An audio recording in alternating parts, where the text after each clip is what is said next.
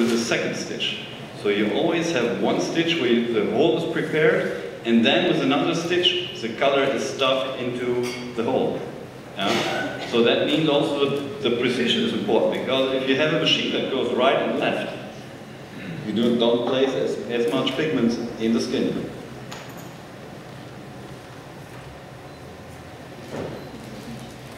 The next one is the control of the frequency.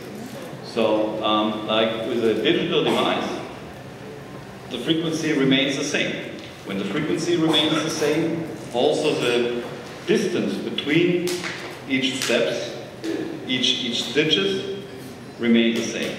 As long as you have a continuous drawing motion, of course, with your hand. Yeah?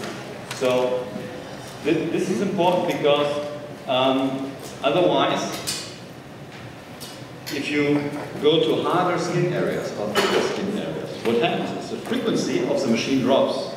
When the frequency of the machine drops, this will happen. You will have gaps. That means more touch-ups, because this is the area where you have to go over the skin again. So to prevent gaps, you need a very stable frequency. Just like with a cruise control on the car. When you set the cruise control to a certain speed, no matter if you go uphill or if you go downhill, the speed will always remain exactly the same. So now this is about needle speed, not the frequency. Needle speed and frequency, they are depending on each other, but they are two separate things. And needle speed means how fast does the needle move into the skin. What we see here is that if the needle goes slow, too slow, it will take the skin with it, yeah, in both directions, down and up, yeah. So that's not a good effect, because this will also lead to catching of the needle in the skin.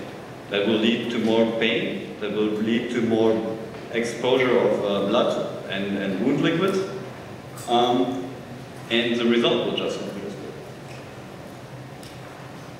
So therefore the perfect thing, which no one can achieve, but the perfect thing would be a very fast needle, which does not, you know, push away the skin or, you know, take the skin with it when it's drawn back. The working angle. So this is something you have to consider too, because you always want to reach the upper third of the dermal layer. And what makes it more difficult is the working angle. So for example, if you would like to achieve a depth of 0.8 millimeters, there's different ways to achieve it. If you go in a 90-degree angle, you will actually, the needle length measured from the tip of the tube will be equal the penetration depth. If you change the angle, and also, for example, tattoo artists, they all work in an angle, and also with most techniques, I think you will work with an angle, but both is possible according to, you know, your personal preference. If you go in an angle, then you will need to turn out the needle 1.15 millimeter instead of 0.8 millimeter to achieve the same depth. That's also to take into consideration. If you tilt the pen, you need to turn out the needle further. You need to penetrate further. This gives the following advantage, because the surface of the needle is larger when you go in with an angle. Because here, you're in the skin for 1.15 millimeter. That also means that there's more needle surface in the skin. More needle surface in the skin means there's more pigment carried into the skin.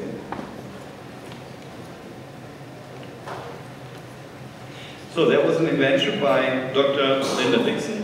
She will also do a presentation tomorrow. Unfortunately, she couldn't come because of the storm, Sandy, in the US. So, but she will still be with us, not only in our minds, but also by telephone, because she will give her presentations through the telephone,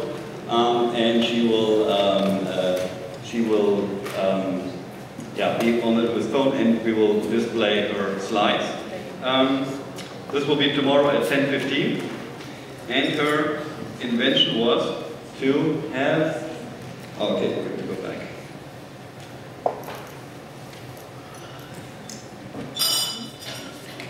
Okay, so this is not a slope needle, but this is a regular, let's say, what is it, 5 needle or something.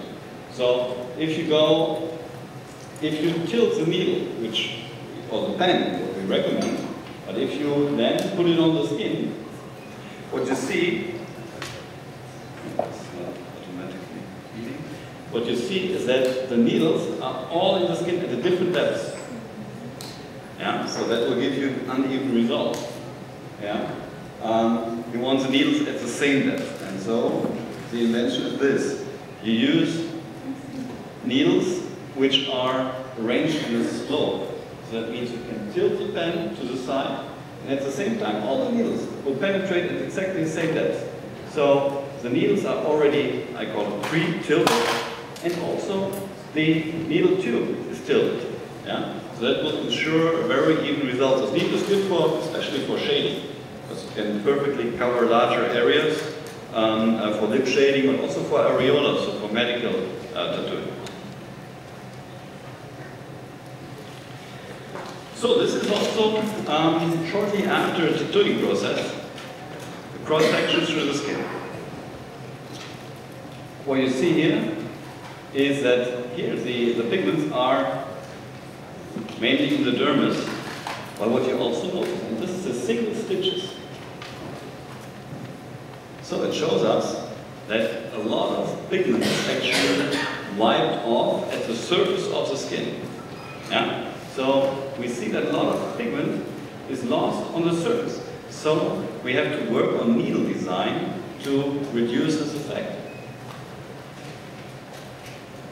So for example, it's very important to use needles with a rough surface because they will carry more pigment. If you have a very smooth needle or a coated needle, for example, what will happen is like with the windshield wiper.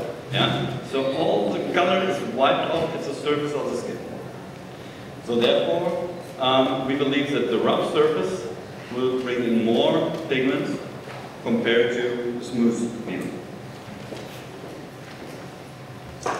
Okay, so we have talked about precision to reduce the trauma, to reduce the exposure of wound liquids. We have talked about the digital control to have a more even line, a more continuous line, a more reproducible line. We talked about the needle speed to reduce the factor effect or the umbrella effect. We talked about the penetration angle. We talked about the needle surface. Another one is the needle shape. So how should the needle be shaped to have perfect penetration? And there also it is the same topic. It is, we don't want to cause too much trauma, like a more blunt needle will cause more trauma. At the same time, we want to increase the volume of the needle which goes into the skin. So what we found out is that the bullet point needle, for example, is the needle which will bring the best compromise between trauma and needle volume. And safety, of course. Safety is the most important aspect. And you have to make absolutely sure that you work with a device where no color can run back into your handpiece. And you can check that very easily. So you take